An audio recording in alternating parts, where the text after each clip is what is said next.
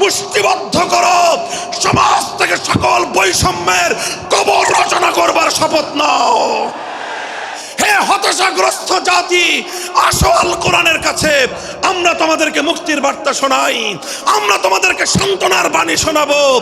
আসো হাতে হাত রাখি, সমস্ত বৈষম্য, জুলুম, স্বৈরতন্ত্রের কবর রচনা করে আল্লাহর কোরআনের সমাজ গড়বার জন্য হাতে হাত রাখি। যদি ইনসাফ কায়েম না করা যায়, ইসলাম অনুসরণ করা যায় না, যদি বেইনসাফের বিরুদ্ধে লড়াই না করতে পারো, মিথ্যে মুসলমানিত্বের দাবি ত্যাগ করো। তুমি যদি ইনসাফের জন্য যুদ্ধ করতে না পারো, তুমি যদি বৈষম্যের বিরুদ্ধে লড়াই করার হিম্মত না রাখো, মুসলমানের মিথ্যা দাবি করা ভণ্ডামি ছাড়া কিছুই নয়। আর সর্বোপরি যদি একটি বৈষম্যহীন সমাজ গড়বার জন্য শাহাদাতের রক্ত দিতে হয়, আবু সাঈদদের মতো বৈষম্যের বিরুদ্ধে বুক পেতে দিয়ে জীবন দেওয়ার জন্য শপথ নিতে হবে।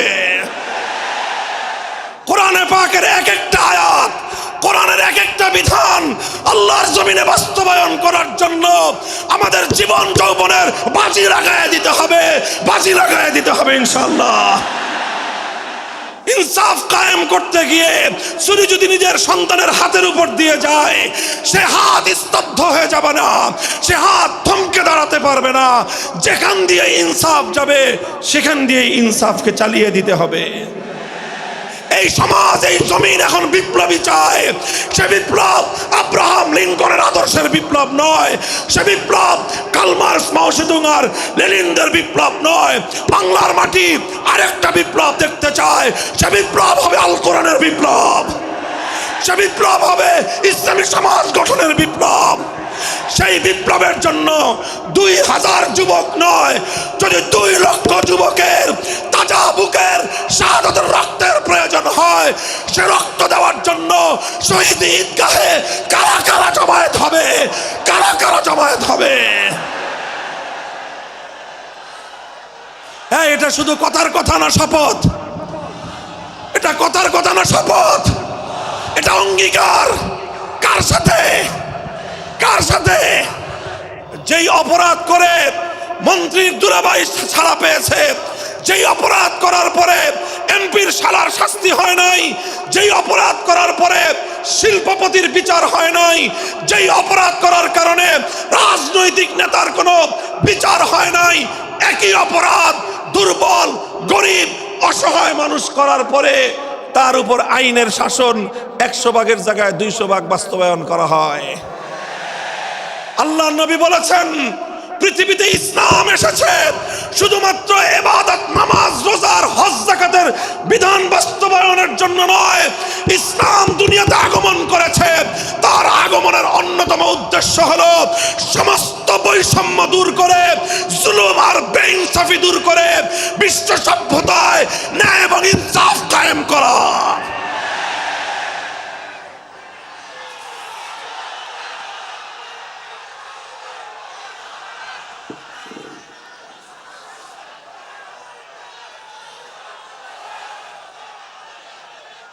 মনে রাখবেন, বৈষম্যহীন সমাজ গড়া এটা শুধু বৈষম্য বিরোধী ছাত্র নেতৃবৃন্দের দায়িত্ব নয়।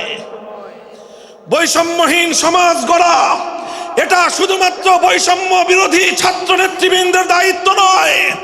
বৈষম্যহীন সমাজ গড়া সর্বপ্রথম আল কোরআনের সৈনিকদের দায়িত্ব।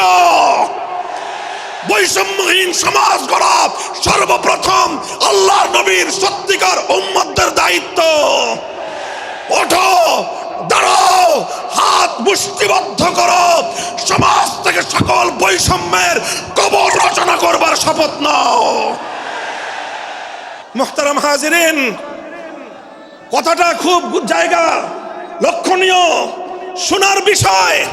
যারা একটা বৈষম্যহীন সমাজ দেখতে চাও, যারা জুলুম এবং অত্যাচারে অতিষ্ঠ হয়ে গিয়েছ, যাদের জীবনকে এই ধরনের অন্যায়, অবিচার, জুলুম, শোষণ, স্বৈরতন্ত্র যাদের অন্তর হৃদয়কে জ্বালিয়ে পুড়িয়ে ছারখার করে দিয়েছে, হে হতাশাগ্রস্ত জাতি, আসো আল কোরআনের কাছে, আমরা তোমাদেরকে মুক্তির বার্তা শোনাই, আমরা তোমাদেরকে সান্ত্বনার বাণী শোনাবো। আসো হাতে হাত রাখি, সমস্ত বৈষম্য, জুলুম, স্বৈরতন্ত্রের কবর রচনা করে আল্লাহর কোরআনের সমাজ গড়বার জন্য হাতে হাত রাখি। দেখেন, আল্লাহ পাক রব্বুল আলামিন যুগে যুগে যত নবী রাসূল প্রেরণ করেছেন, যুগে যুগে যত আসমানি কিতাব আল্লাহর পক্ষ থেকে অবতীর্ণ হয়েছে, কেন হয়েছে? শুধুমাত্র মুসল্লিদের সমাজ গড়বার জন্য নয়, শুধুমাত্র রোজাদার সমাজ গড়ার জন্য নয়, অবশ্যই কোরআন এবং কিতাব নাজিল হয়েছে নামাজের জন্য, অবশ্যই কোরআন এবং কিতাব নাজিল হয়েছে রোজা, হজ, যাকাত সহ আল্লাহ পাকের যাবতীয় বিধান সমাজে বাস্তবায়ন করার জন্য। তবে একমাত্র এটাই উদ্দেশ্য নয়, বরং সমস্ত কিতাব, সমস্ত নবী রাসূল দুনিয়াতে আগমন করার অন্যতম একটা মৌলিক লক্ষ্য। কোরআনে পাকের সূরাতুল হাদীদ থেকে তেলাওয়াত করেন, অর্থ বুঝেন, মর্ম বুঝার চেষ্টা করেন। লাকাদ আরসালনা রুসুলানা বিল বায়িনাতি ওয়াল হুদা ওয়া আনজালনা মাআহুমুল কিতাবা ওয়াল মিজান লিয়াকুমান নাসু বিল কিসত। আল্লাহ কোরআন বলছে যে আমি নবী রাসূল পাঠিয়েছি, আসমান থেকে যুগে যুগে কিতাব নাজিল করেছি। এই সব কিছুর অন্যতম একটা উদ্দেশ্য হলো লিয়াকুমান নাসু বিল কিসতি। কোরআন নাজিলের উদ্দেশ্য, নবী প্রেরণের উদ্দেশ্য, শরীয়ত প্রেরণের উদ্দেশ্য, ধর্ম প্রেরণের উদ্দেশ্য হলো, অন্যতম উদ্দেশ্য হলো লিয়াকুমান নাসু বিল কিসতি। মানব সমাজ থেকে অন্যায়, অবিচার, জুলুম, শোষণ দূরীভূত করে ন্যায় এবং ইনসাফ কায়েম করা, এটাই হলো ইসলামের অন্যতম মৌলিক লক্ষ্য। যদি ইনসাফ কায়েম না করা যায়, ইসলাম অনুসরণ করা যায় না। যদি বেইনসাফের বিরুদ্ধে লড়াই না করতে পারো, মিথ্যে মুসলমানিত্বের দাবি ত্যাগ করো। তুমি যদি ইনসাফের জন্য যুদ্ধ করতে না পারো, তুমি যদি বৈষম্যের বিরুদ্ধে লড়াই করার হিম্মত না রাখো, মুসলমানের মিথ্যা দাবি করা ভণ্ডামি ছাড়া কিছুই নয়।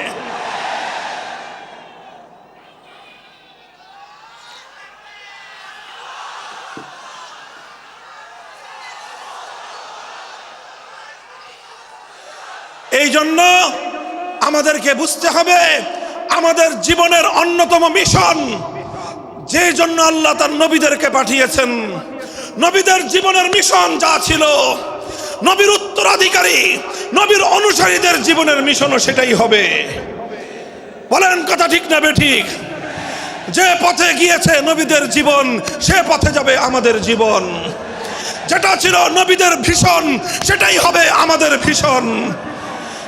যদি এটাই হয় সত্য কথা, এটাই যদি হয় শপথ, তবে বৈষম্যহীন সমাজ গড়বার জন্য যা করতে হয় তাই করা আমার আর তোমার জিম্মাদারি। যদি সেজন্য আমাদেরকে ঘাম ঝরাতে হয়, ঘাম ঝরানো আমাদের দায়িত্ব। আর যদি সেজন্য চোখের অশ্রু দিতে হয়, চোখের অশ্রু দেওয়া আমাদের দায়িত্ব। যদি সম্পদের কোরবানি করতে হয়, মাল সম্পদের কোরবানি করা, সেটাই আমাদের জীবনের দায়িত্ব এবং উদ্দেশ্য। আর সর্বোপরি যদি একটি বৈষম্যহীন সমাজ গড়বার জন্য শাহাদাতের রক্ত দিতে হয়, আবু সাঈদদের মতো বৈষম্যের বিরুদ্ধে বুক পেতে দিয়ে জীবন দেওয়ার জন্য শপথ নিতে হবে।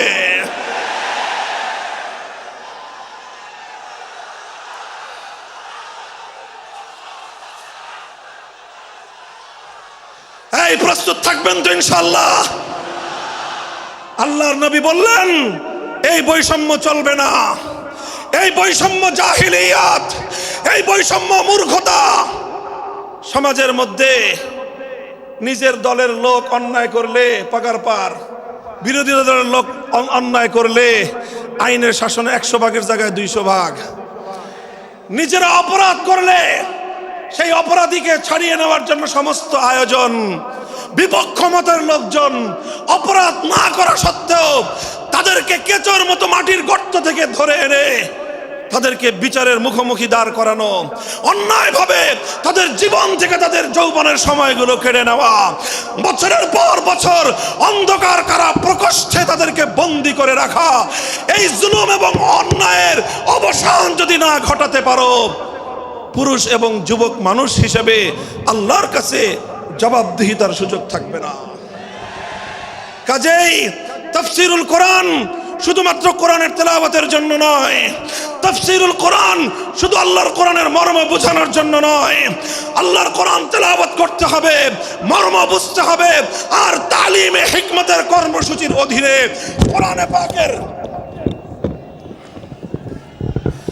কোরআনে পাকের এক একটা আয়াত, কোরআনের এক একটা বিধান আল্লাহর জমিনে বাস্তবায়ন করার জন্য আমাদের জীবন যৌবনের বাজি লাগায় দিতে হবে ইনশাআল্লাহ। হযরত রাসূল আকরাম সাল্লাল্লাহু আলাইহি ওয়াসাল্লাম বলছিলাম, জাতির উদ্দেশ্যে প্রদত্ত মক্কা বিজয়ী মহাবীর আমিরুল মুমিনিন নবিয়ুল্লাহ খলিফাতুল্লাহ ফিল আরদ খলিফাতুল মুসলিমিন মুহাম্মদুর রাসূলুল্লাহ সাল্লাল্লাহু আলাইহি ওয়াসাল্লামের বক্তব্যের কথা আল্লাহর নবী বললেন, বৈষম্যের কারণে আল্লাহ পাক রব্বুল আলামিন পৃথিবীর বহু জাতিকে ধ্বংস করে দিয়েছেন। সুতরাং শুনে রেখো, আমার দ্বারা বৈষম্য হবে না। শুধু আমার বংশের লোক দেখে, আমার গোত্রের লোক দেখে, আমার রক্তের আত্মীয়তার সূত্রের কারণে আমি অপরাধ প্রমাণিত হওয়ার পরেও তার উপর কোরআনের বিধান বাস্তবায়ন করব না, এটা আমার দ্বারা সম্ভব নয়। এরপরে আল্লাহর নবী যেই কথাটি বললেন, সেই কথা যদি আল্লাহর নবী হাদিসে না বলতেন, তাহলে সেই কথা উচ্চারণ করতে আমাদের জিহ্বা কেঁপে উঠত, আমাদের বক্ষ প্রকম্পিত হতো। আল্লাহর নবী বললেন, ওয়াল্লাহ লাউ আন্না ফাতিমাতা বিনতা মুহাম্মাদিন সারাকাত লাকাতাতু ইয়াদাহা, ওয়াল্লাহি লাউ আন্না ফাতিমাতা বিনতা মুহাম্মাদিন সারাকাত লাকাতাতু ইয়াদাহা। শুধু আমার দাদির গোত্র, আমার বংশের ফাতেমা নামনি মহিলা নয়, আজ যদি আমি মুহাম্মদুর রাসূলুল্লাহর কলিজার টুকরা মেয়ে, আমার জীবনের সবচেয়ে আদরের সন্তান ফাতেমা যদি আজকে চুরি করে ধরা পড়তো, আমি আল্লাহর শপথ করে বলি, আমি তার হাত কেটে দিতে এতটুকু দ্বিধা করতাম না। মুহতারাম হাজিরিন, এটাই হলো তালিমে হিকমত। আল্লাহর কোরআনের বিধান বাস্তবায়ন করতে গিয়ে ছুরি যদি নিজের সন্তানের গলার উপর দিয়ে যায়, ইব্রাহিম খলিলুল্লাহর মতো ছুরি চালায় দিতে দ্বিধা করা যাবে না। যদি ইনসাফ কায়েম করতে গিয়ে ছুরি যদি নিজের সন্তানের হাতের উপর দিয়ে যায়, সে হাত স্তব্ধ হয়ে যাবে না, সে হাত থমকে দাঁড়াতে পারবে না। যেখান দিয়ে ইনসাফ যাবে সেখান দিয়ে ইনসাফকে চালিয়ে দিতে হবে। রাসূল আকরাম সাল্লাল্লাহু আলাইহি ওয়াসাল্লাম ঘোষণা করলেন, আল্লাহর আয়াত নাজিল হলো, ইয়া আইয়ুহাল্লাযীনা আমানুত্তাকুল্লাহ ওয়া যারু মা বাকিয়া মিনার রিবা ইন কুনতুম মুমিনিন। হে মুমিনগণ, সুদকে তোমরা পরিহার করো যদি ঈমানদার হয়ে থাকো। যদি ঈমানদার হয়ে থাকো, কি করো তোমরা? সুদকে পরিহার করো। কি করো? ইত্তাকুল্লাহ, তোমরা আল্লাহকে ভয় করো। ওয়াজারু মা বাকিয়া মিনার রিবা, সুদের যা অবশিষ্ট আছে এই সব কিছু তোমরা পরিহার করো। আর যদি না করো, সুদ যদি তোমরা পরিহার না করো, ফাজানু বিহারবিম মিনাল্লাহি ওয়া রাসূলিহি, আল্লাহ এবং তার রাসূলের পক্ষ থেকে যুদ্ধের ঘোষণা শুনে নাও। হে জাতি, হে মুসলিম সম্প্রদায়, আমরা তোমাদের কাছে পয়গাম পৌঁছে দিতে চাই, আল্লাহর উপর বিশ্বাসী জাতি, আল্লাহর নবীর উপর আস্থাশীল জাতি কোনোদিন সুদি কারবার করতে পারে না। সুদ ভিত্তিক অর্থ ব্যবস্থা দিয়ে তাদের সমাজ চলতে পারে না। আল্লাহর উপর বিশ্বাসীদের সমাজ যদি হয় সুদ ভিত্তিক, তার অর্থ হলো রাত দিন আল্লাহ এবং তার রাসূলের সঙ্গে তারা যুদ্ধে লিপ্ত। যেই মুসলিম জাতি আল্লাহর সাহায্য নিয়ে বিশ্বব্যাপী বিজয়ী হওয়ার স্বপ্ন দেখে, সে মুসলিম জাতি যদি স্বয়ং আল্লাহর সঙ্গে যুদ্ধে লিপ্ত থাকে, তাদের জীবনেও কল্যাণ এবং বিজয় আসার সম্ভাবনা নাই। এই জন্য মুসলিম জাতির উত্থানের জন্য, মুসলমানদের বিজয়ের পূর্ব শর্ত হলো সুদ পরিহারের মাধ্যমে আল্লাহর সঙ্গে যুদ্ধ বন্ধ করতে হবে, আল্লাহর পক্ষ থেকে সাহায্য চাইতে হবে। কোরআনের আয়াত, সূরা বাকারার আয়াত, এই আয়াত নাজিল হওয়ার পরে আল্লাহর নবী শুধু তেলাওয়াত করে দায়িত্ব ক্ষান্ত করেন নাই, শুধু সুদের মর্ম বুঝিয়ে নিজের দায়িত্ব ক্ষান্ত করেন নাই। তৃতীয় দায়িত্ব তালিমে হিকমত, সুদকে সমাজ থেকে সমূলে উৎখাত করার উদ্যোগ নিয়েছেন। বলেন সুবহানাল্লাহ। শুধু আলোচনা করে বক্তৃতা দিয়ে নবীর দায়িত্ব শেষ হয় নাই, শুধুমাত্র তাফসীর করে দিয়ে নবীর দায়িত্ব ক্ষান্ত হয় নাই, বরং এক একটা বিধান, আল্লাহর এক একটা আয়াত কিভাবে সমাজে বাস্তবায়ন করা লাগে, করা যায়, নবীজি প্র্যাকটিক্যাল ভাবে তার উদ্যোগ গ্রহণ করেছেন। কিভাবে উদ্যোগ নিয়েছেন? সুদের বিরুদ্ধে কি উদ্যোগ নিয়েছিলেন? কিতাব উল্টান, হাদিসের কিতাব, বুখারী শরীফের হাদিস, নবীজি ঘোষণা দিলেন, আলা ইন্না রিবাল জাহিলিয়াতি মাওদুউন তাহতা কদামাইয়া। জাহিলিয়াতের যুগে যত সুদের কারবার চলতো, ইসলাম এবং আল কোরআনের সমাজ গড়বার পর সেই জাহিলি যুগের রীতি, সুদ ভিত্তিক অর্থ ব্যবস্থা মুসলিম সমাজে আর থাকতে পারে না। নবীজি বললেন, সুদের কবর রচনা করলাম আমি আমার পায়ের নিচে। আল্লাহ নবী আক্ষরিক অর্থে কথা বললেন, আমি আমার পায়ের নিচে সুদের কবর রচনা করলাম। এরপরে আল্লাহ নবী ঘোষণা দিলেন, অনেকে আছো তোমরা যারা আগে কুফরির জমানায় জাহিলিয়াতের যুগে সুদের উপর লগ্নি করেছো, সুদের উপর মানুষকে ঋণ দিয়েছো, সুদী মহাজন যারা সুদের ভিত্তিতে মানুষকে টাকা দিয়েছো, এইরকম কাজ কারবার যারা করত, সেই যুগে তাদের মধ্যে একজন ছিলেন স্বয়ং আল্লাহর নবীর চাচা হযরত আব্বাস বিন আব্দুল মুত্তালিব রাদিয়াল্লাহু আনহু। মক্কার ঘরে ঘরে আব্বাস রাদিয়াল্লাহু আনহু মানুষের কাছে ঋণ টাকা দিতেন, টাকা পাওনা ছিল এবং সকল টাকা লগ্নি করা ছিল, বিনিয়োগ করা ছিল সুদের ভিত্তিতে। আল্লাহর নবী ঘোষণা করলেন, জাহেলি যুগের সমস্ত সুদ আমি আল্লাহর নবী মওকুফ ঘোষণা করলাম। সর্বপ্রথম যেই সুদ আমি মাফ ঘোষণা করলাম সেটা হলো আমার চাচা আব্বাসের সুদ। কাউকে আমার চাচার কাছ থেকে যারা ঋণ নিয়েছিল, কেউ আর আমার চাচার সুদ দিতে হবে না, শুধুমাত্র মূল পুঁজিটা ফেরত দিবে। সুদ আজ থেকে কবর রচনা করা হলো। হে মুসলমান, যেই সুদের কবর রচনা করে সেই কবরের উপর ইসলামের বিজয়ের বুনিয়াদ কায়েম হয়েছিল, ইসলামের বিজয়ের কেতন উড়েছিল। অন্যায় বৈষম্যের কবর রচনা করে, সুদ ভিত্তিক অর্থ ব্যবস্থার কবর রচনা করে আজ মুসলমানেরা আবার সেই কবর খুঁড়ে সেখান থেকে জুলুম, অত্যাচার, সুদ ভিত্তিক অর্থ ব্যবস্থাকে কবরের পচা মাল, কবরের মরা পচা করা লাশ মুসলিম সমাজের মধ্যে আবার পুনর্বাসিত করেছে। এজন্যই আজ মুসলমানদের এই অধপতন।